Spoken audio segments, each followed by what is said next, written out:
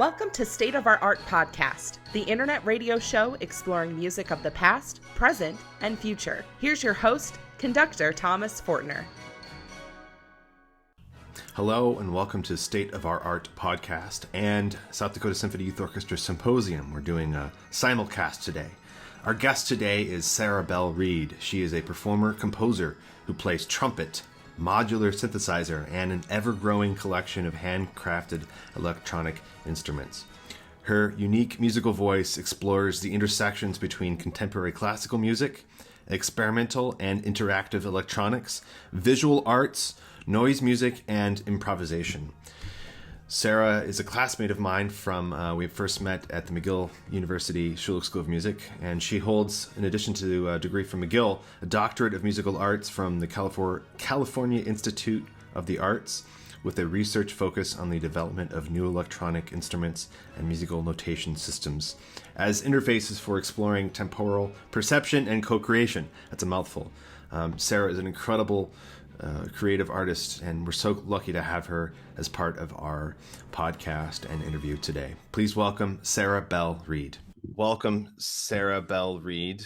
So I knew you as Sarah Reid. Is this your stage name or is this your full name? I guess it's a stage name. Yeah. Yeah. So Sarah and I went to college together at McGill, and I knew her as a trumpet performance major.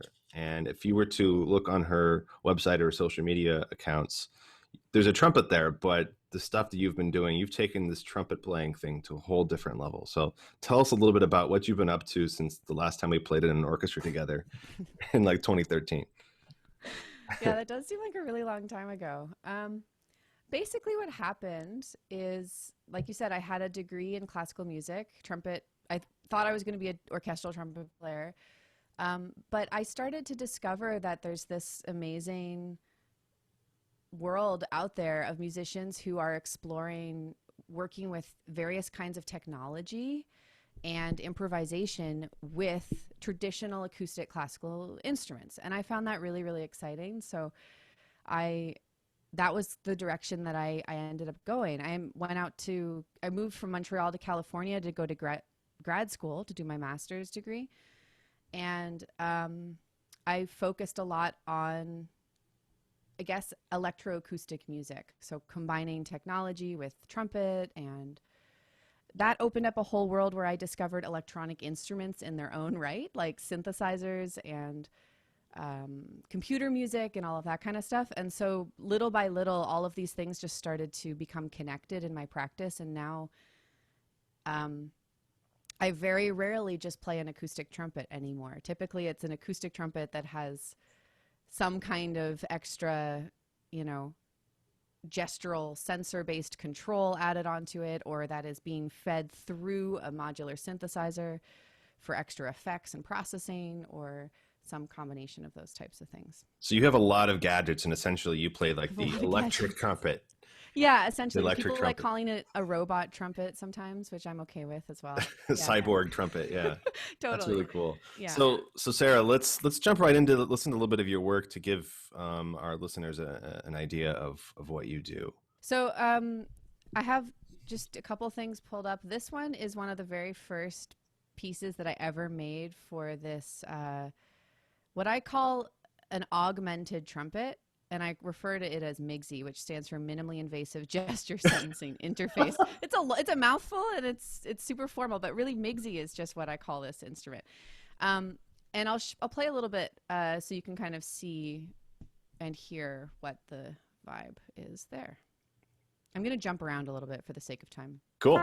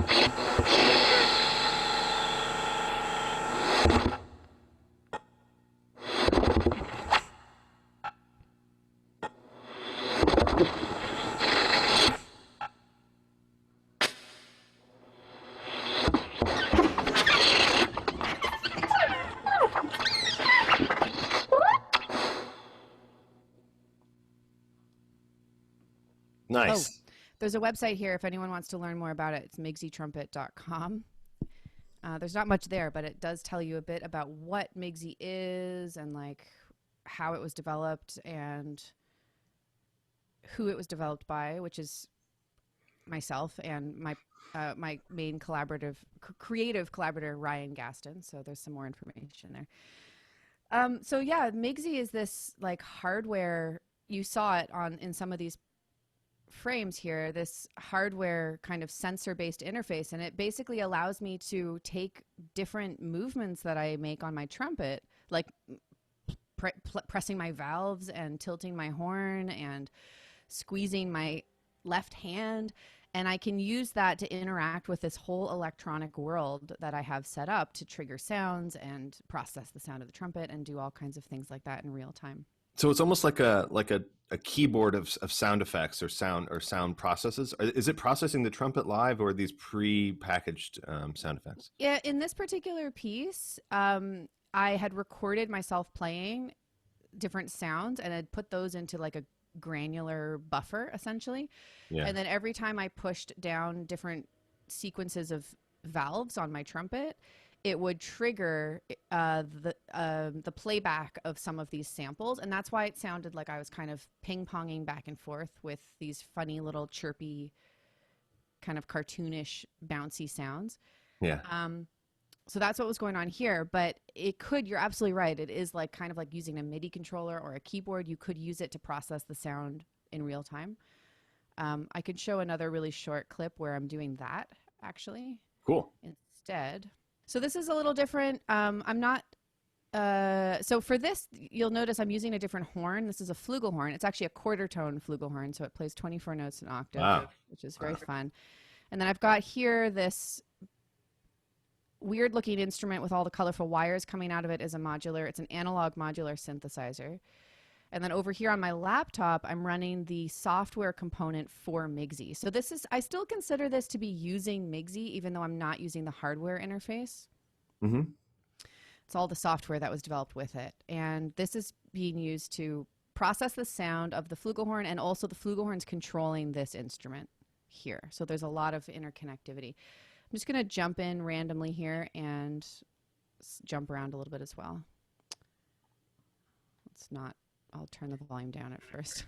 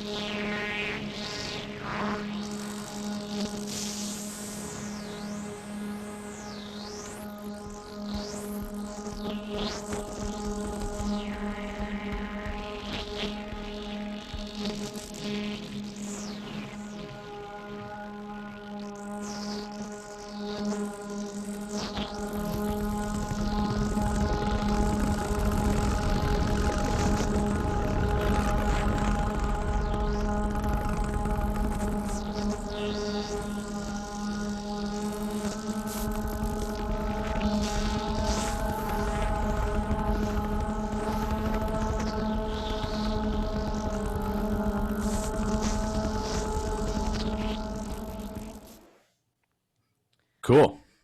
Yeah, so a little different, pretty different actually. This one was a lot more recent, just a couple months ago. So it's been a progression over a number of 5, 6, 7 years or something like that. You've acquired some gadgets, some more gadgets. I've acquired a few more colorful cables. Yeah. So I have a lot of questions, and I'm sure our listeners do as well. So that last piece was interesting. It feels very jarring at first to listen to because it's something totally different. It's not like any music that you're used to listening to regularly. But I think that jarring, that initial shock wears off in about 10 seconds. And then I found myself, granted I have a certain interest in music like this, but I found myself becoming entranced by it and just accepting it after 10 seconds that, okay, this is the sound and this is the music, and being lost in it. So on a big, large level, philosophical level, what is music to you? Do you consider this music, or how do you describe what you do to a layperson when they think, oh, you're a professional musician? Oh, you must play, do, re, mi, fa, sol, la, si, do, like right. what? Yeah. So let's talk about that. Yeah, that's a huge topic and a huge question. But I guess my short answer is that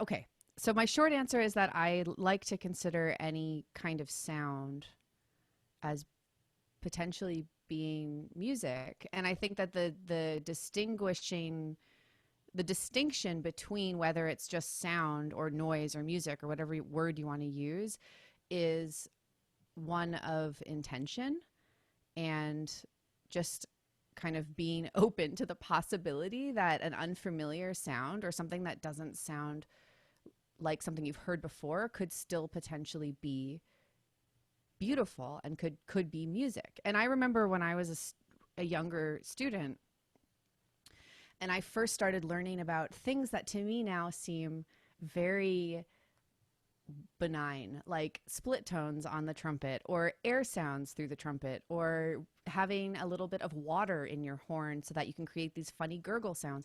I remember I had come through a training where those were undesirable sounds. Those were bad sounds. It was bad technique. It was not something you wanted to do.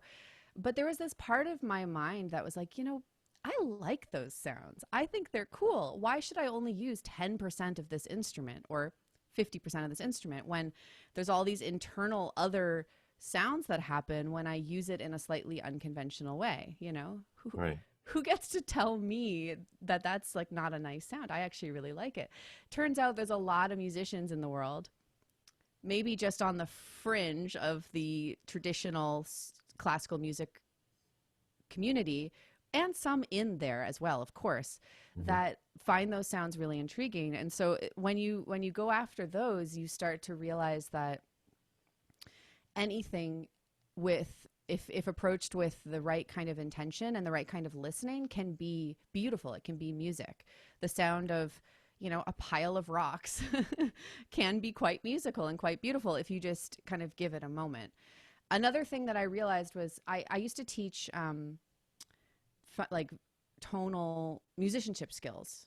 Yeah. And I'm sure that many of you have gone through some kind of ear training practice. We're doing it right now. We're doing it right now. So, the first time that you hear like a cluster chord or even sometimes a diminished triad. Yeah, one of these. Yeah. Sometimes, so I remember for me with a lot of my students, the first time I would play one of those, they would be like, ooh, like that sounds bad. That does not sound good, And it was just because it was a sound they hadn't heard a lot before.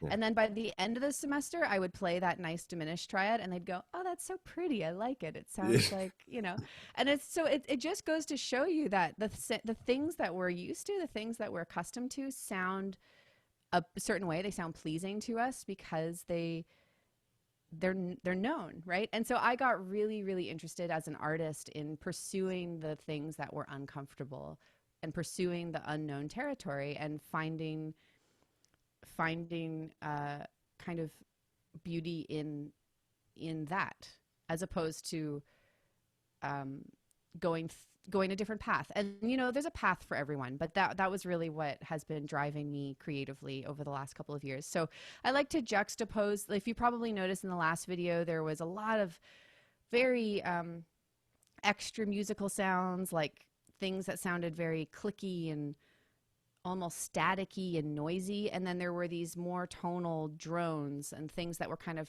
trying to work to balance that out a little bit.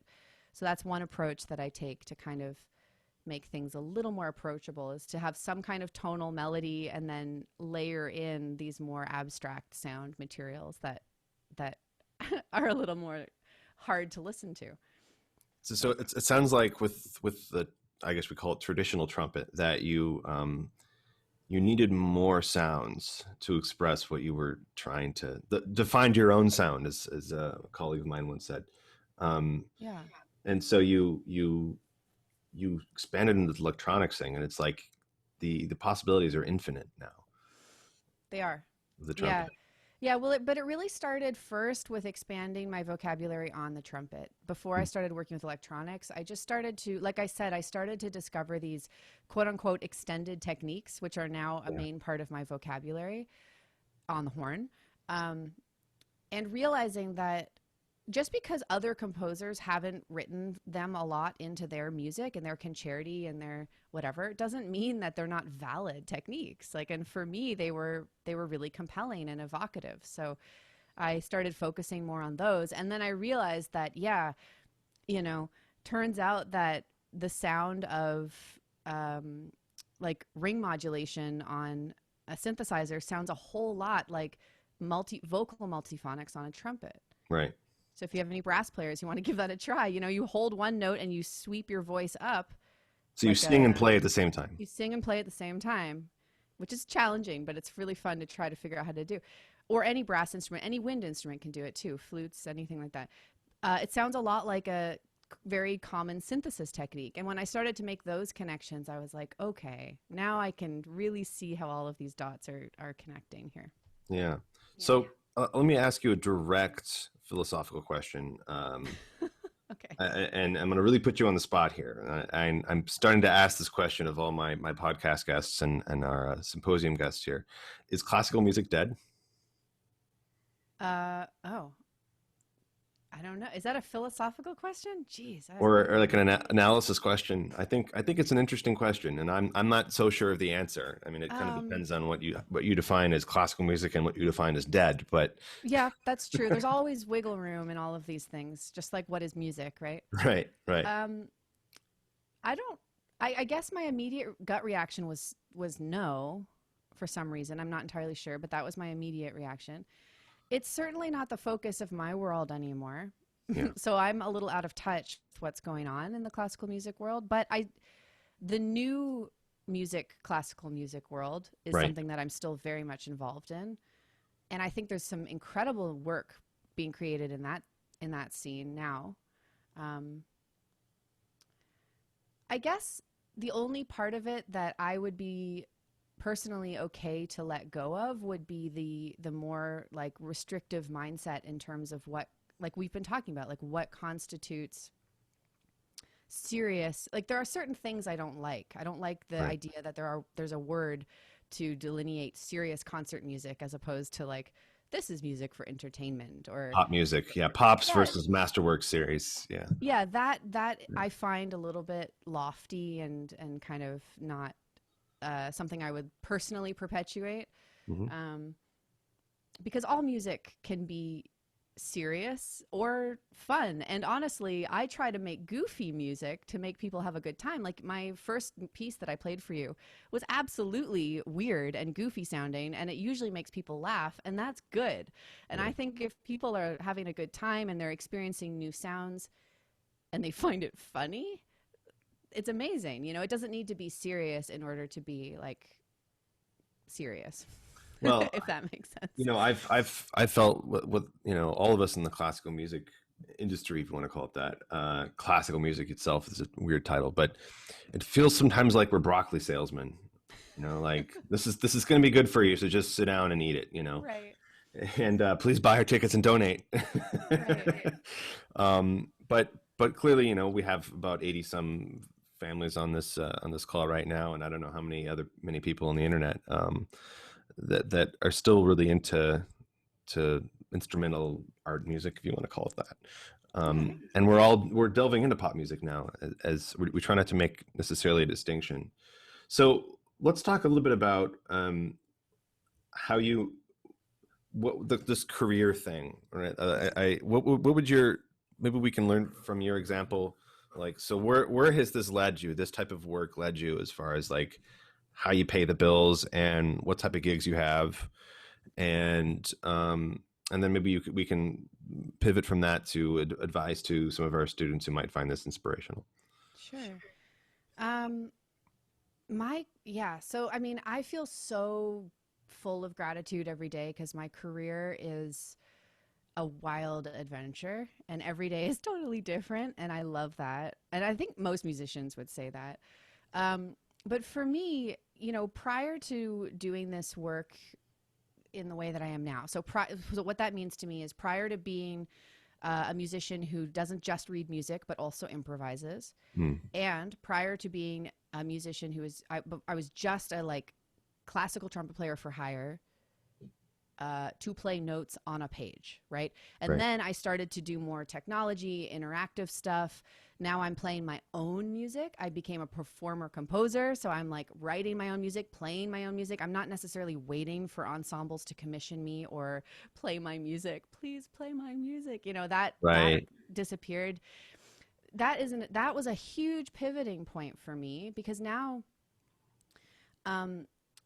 I could create my own opportunities, right? So I could set up a show or be asked to play a show and play whatever I wanted. And at the same time, I could be kind of promoting my own music as a composer. And the chances of someone coming up to you afterwards and being like, hey, have you ever written a piece like that, but for this instrument, increases substantially. So I started to get commissions from people.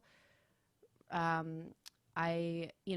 thing that happened that was really great is because I wasn't so focused in on the orchestral world, I started getting asked to collaborate with musicians who were outside of that world. Right. As an improviser, that opened up playing a lot of gigs with jazz musicians and more on the free improvisation side of the experimental jazz side of things, which was wonderful. And that would have been more pure trumpet stuff. Mm-hmm. But all of the electronics, I've had the opportunity to do worldwide tours with pop artists. I've been able to. Let's name some names here. Pop artists. The most recent one, this is a little bit more of an obscure experimental pop artist named Julia Holter, but I definitely recommend checking her out because she's actually a really interesting example of someone who has a classical, or not a classical background, but a composition background. She did her degree in composition, not in pop music or anything like that. And now she's writing these incredible, very densely orchestrated pieces that involve strings and brass and keyboards and multiple voices and all this kind of stuff. And she's doing very well as a, popular music artist. Again, these distinctions don't really make any sense. Yeah. So I had a great time, and that was all trumpet and electronics. So I actually was touring with Migsy using my interactive electronic device that I had built on tour with her and on her most recent record that came out, I think, last year or 2 years ago. So, you know, things like that. There's a lot of other stuff in the middle, but it's been enough to keep me very busy. And then the most recent thing that's been really nice is I've been able to start doing work in sound design. So more commercial sound design and film scoring. And that, I feel like the electronic side of things really made that possible, because a lot of people who are looking for film scoring and commercial sound design work these days are interested in the electronic sound world, and they might want some strings or brass in there, but they're mostly looking for this like expansive kind of cinematic. I mean, Hans Zimmer is sort of on that spectrum, I think, a little bit. Oh, 100%. Yeah. So it becomes part of your orchestral suite. It's like you've got your clarinets and your trumpets and your percussion instruments, and you've got your modular synthesizer and your laptop computer, and those are just as valid. Those are considered to be, you know, main instrument voices in your orchestra. Yeah. So it's been pretty cool. That's basically what I'm doing. The only other thing that I recently started doing was a lot of teaching. Right. So let's talk about that. So you're teaching at 2 universities, and you also have an online platform for anybody to join about learning about what you do. Yes. So, well, I specifically started to teach about, I have an online program that's about sound and synthesis. So it's basically teaching people how to start working with modular synthesizers, like the one that you saw in that video, using your laptop computer, because there's actually a modular synth emulator that you can get that's free, so you don't have to go spend $5,000 to $10,000 building a hardware instrument, and you can still learn all of the basic concepts. And get started, and that way you can start designing your own sounds and doing your own scoring work, and kind of get started in that field.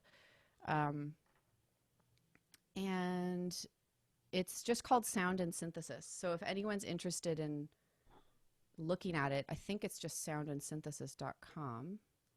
Well, I'll share a link with them at the end of that. Yeah, it's just soundandsynthesis.com.